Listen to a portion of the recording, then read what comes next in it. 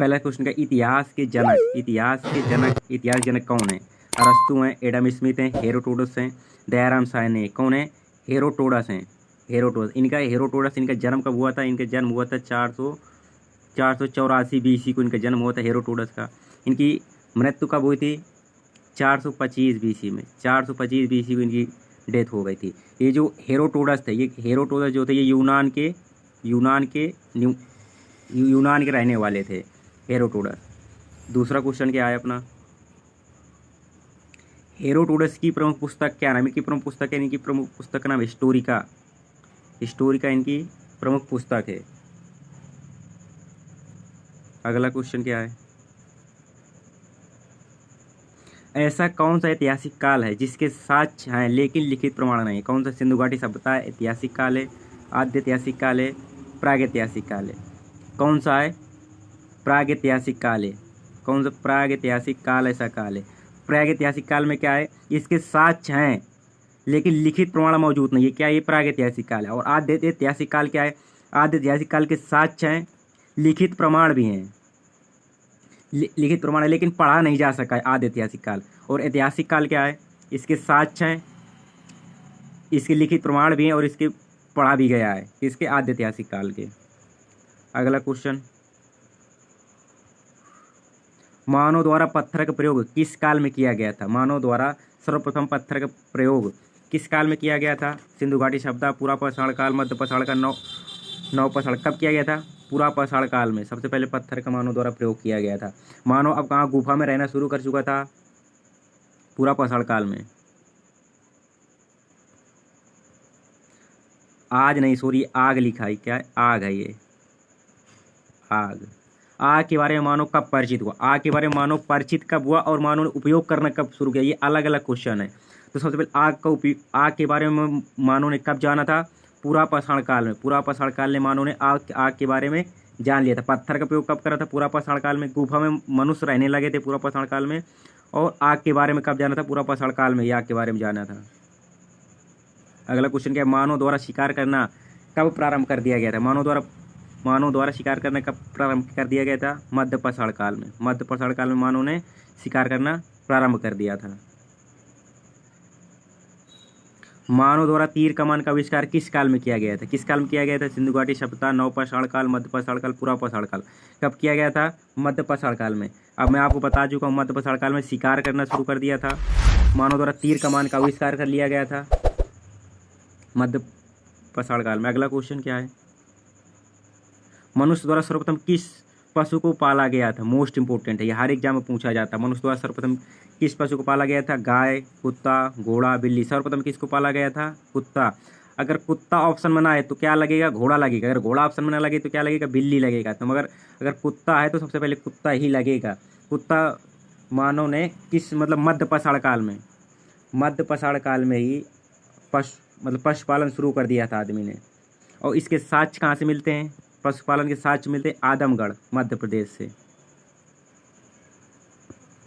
Question ही अपना अगला है यही।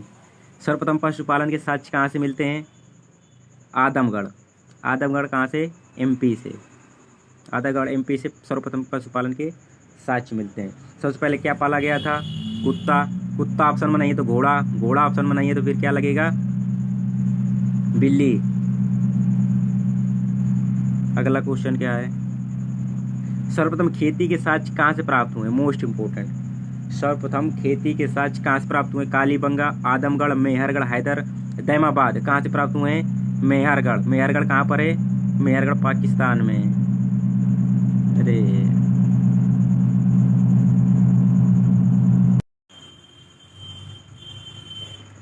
अगला क्वेश्चन क्या? कृषि प्रारंभ के साक्ष्य किस काल से प्राप्त होते हैं?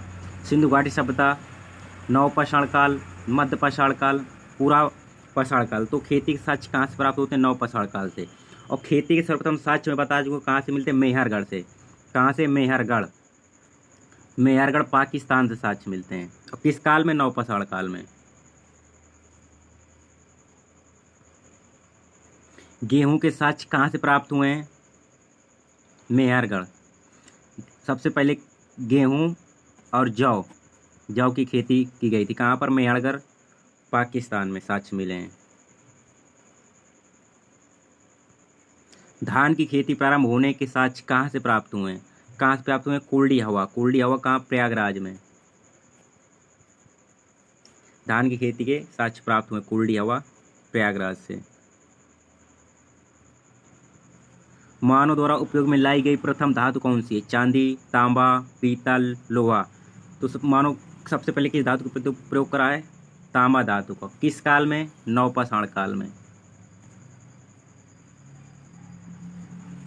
नवपाषाण काल में उपयोग किया गया है तांबा का सर्वप्रथम मानव द्वारा। मानव द्वारा आग का प्रयोग किस काल में किया गया है? सिंधु घाटी सभ्यता, नवपाषाण काल, मध्यपाषाण काल, पुरापाषाण काल। तो आग की खोज, मानव द्वारा आग की खोज कब कर ली गई थी? कर ली गई थी पुरापाषाण काल में। मानव द्वारा आग ने खोज कर ली थी। और तीर कमान शिकार करना भी सीख गया था। गुफा में रहने लगा था कब? पुरापाषाण काल में। और आग का प्रयोग कब किया था? नवपाषाण काल में। ये मोस्ट इंपोर्टेंट है। पहिया का आविष्कार कब किया गया था? नवपाषाण काल। अगर पूछ लेता है पहिए का आविष्कार कब किया गया, तो कब किया गया? नवपाषाण काल में ही पहिए का आविष्कार किया गया है। आधुनिक मानव कौन सा है? आधुनिक मानव कौन सा है? होमो सेपियंस है, पिकिंग मानव है, जावा मानव है, ऑस्ट्रेलोथेकस मानव है। तो सबसे पहले जो मानव था, पहला मानव था, तो वो कौन था? ऑस्ट्रेलोथेकस। ये सबसे पहले मानव था ऑस्ट्रेलोपिथेकस, जो दक्षिण अफ्रीका में मिला था। दूसरा मानव था जावा मानव, जो जावा द्वीप में मिला था। तीसरा था पिकिंग मानव, जो चीन से मिला था। चौथा मानव जो था नियंडरथल। चौथा कौन सा था? नियंडरथल। तो कहाँ मिला था? जर्मनी में मिला था। पांचवा था क्रोमैग्नॉन, फ्रांस से मिला था। और सबसे आधुनिक मानव कौन सा? होमो सेपियंस मानव, जो कब मिला है? 36,000 BC करीब मिला है मानव। कब मिला ये? 36,000 BC करीब।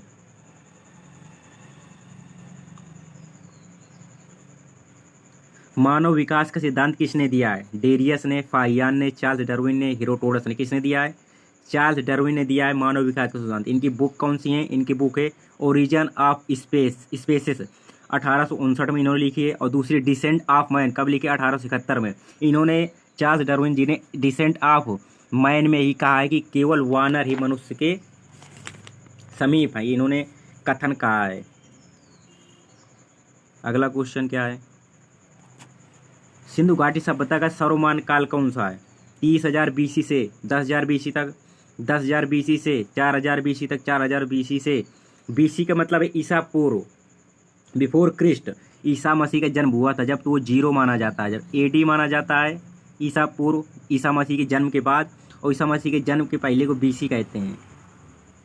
तो 4,000 BC से 2500 BC, 2500 BC से 1700 BC। तो सिंधु घाटी सभ्यता का सर्वमान्य समय कौन सा है?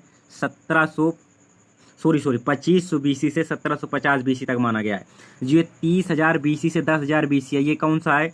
ये प्रागैतिहासिक काल है। इसका प्रागैतिहासिक काल का समय कितना रहा? 30,000 BC से 10,000 BC तक। और 10,000 BC से 4,000 BC तक ये आद्य प्रागैतिहासिक काल का है। किसका? आद्य ऐतिहासिक काल। 30,000 BC से जो 10,000 BC है, ये पूरा पाषाण काल का समय माना जाता है। 10,000 BC से 4,000 BC ये मध्य पाषाण काल का समय माना जाता है। 4,000 BC से 2500 BC तक ये किसका? ये नवपाषाण काल माना जाता है। और 2500 BC से 1750 BC ये क्या माना जाता है? ये माना जाता है सिंधु घाटी सभ्यता। सिंधु घाटी सभ्यता के बाद वैदिक सभ्यता, फिर मगध, चलाता है, इसी तरह से चलते रहता है। फिर अगला क्वेश्चन क्या है? सिंधु घाटी सभ्यता की खोज कब की गई थी? सिंधु घाटी खोज की सभ्यता कब की गई थी? 1921 में। खोज किसने की थी? जॉन मार्शल की अध्यक्षता में भारतीय दयाराम साहनी द्वारा की गई थी। नामकरण किया था जॉन मार्शल ने। फिर सिंधु घाटी सभ्यता की खोज कब की गई थी? 1921 में।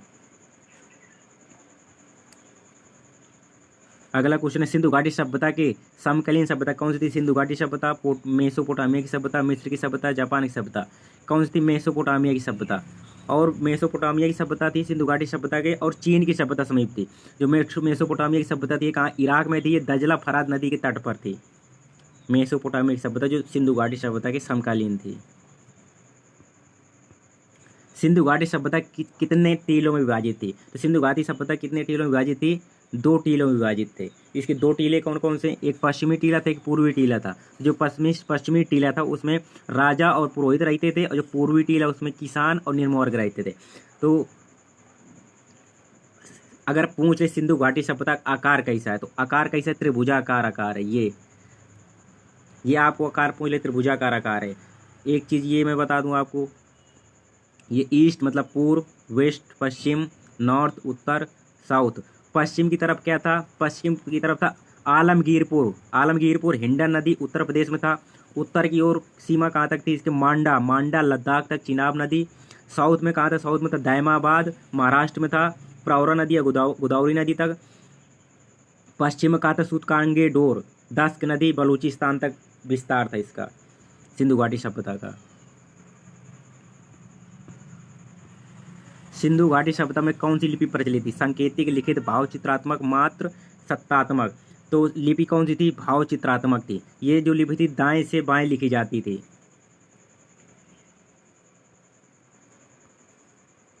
सिंधु घाटी सभ्यता में कैसी समाज थी, पुरोहित समाज, राजा, पितृ सत्तात्मक, मात्र सत्तात्मक। मात्र सत्तात्मक। तो जो कैसी थी, मात्र सत्तात्मक थी। महिलाओं का बोलबाला था, ये कह सकते हैं आप, मात्र सत्तात्मक थी। सिंधु घाटी सभ्यता के लोग मुख्यतः कौन सा व्यापार करते थे, कौन सा व्यवसाय करते थे, वाणिज्य का, कृषि का, व्यापार के, इनमें सभी। किसके करते, सभी से, सभी के करते थे। सबसे नंबर 1 पर क्या था उनका, कृषि। नंबर 2 पर क्या था, कृषि, फिर वाणिज्य। अगर सबसे पहले आए अगर तो सबसे पहले व्यापार ही टिक लगाना है। हड़प्पा किस नदी के तट पर था, हड़प्पा किसके, हड़प्पा रावी नदी के तट पर था।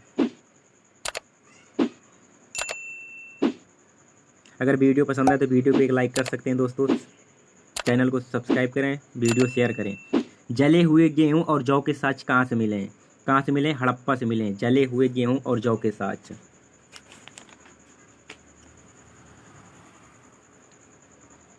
कछुए की हड्डी के साँच कहाँ से मिले हैं, हड़प्पा से मिले हैं। कछुए की जले हुई हड्डी के साँच।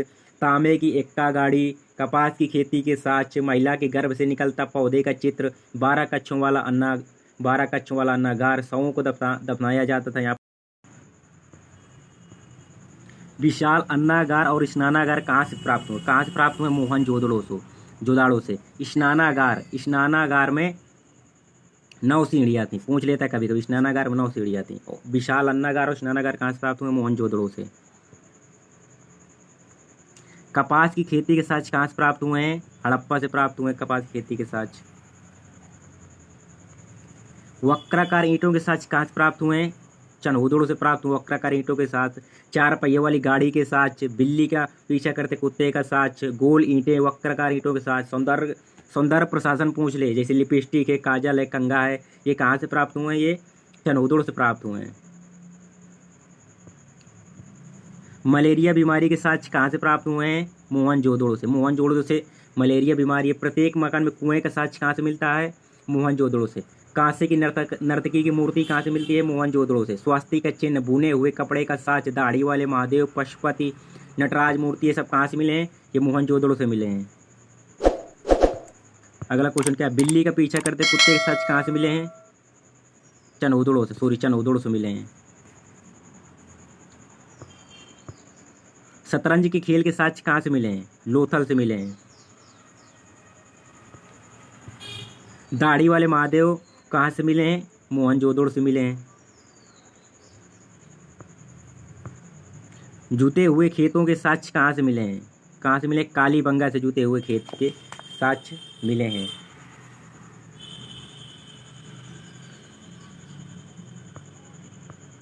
स्टेडियम के साँच कहाँ से प्राप्त हुए हैं, स्टेडियम के साँच प्राप्त हुए धौलावीरा से। जल निकासी का उचित प्रबंध किस शहर में था, धौलावीरा में। जलकुंड के साँच कहाँ से मिले हैं, धौलावीरा से। सुनामी के साँच कहाँ मिले, धौलावीरा से। स्टेडियम के साँच कहाँ से मिले, धौलावीरा से। 3 टीलों में विभाजित था, जो धौलावीरा था वो 3 टीलों में विभाजित था। कितने, 3 टीलों में।